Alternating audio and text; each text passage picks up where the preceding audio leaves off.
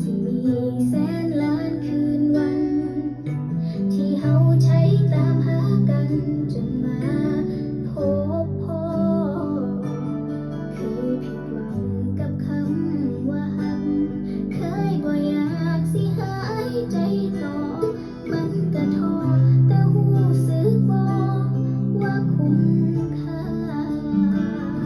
เฮาเกิดมาเพื่อฮักไผบางคนเท่านั้นเฮาต่างก็รอซึ่งกันและกันตลอดมากี่ภพกี่ชาติที่เฮาพลาดพลากว่าสิพอได้สบสายตาอยู่ต่อหน้านี้พอกันแล้วบ่อยากให้จากกันไปบ่ว่าเหตุผลใดทั้งนั้นสิฮักกัน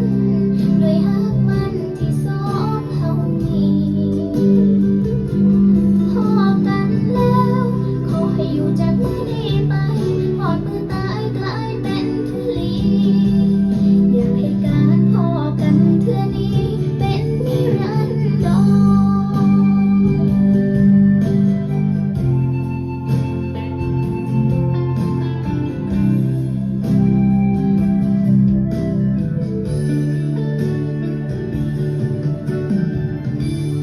คนที่คอยฮักแท้มาดน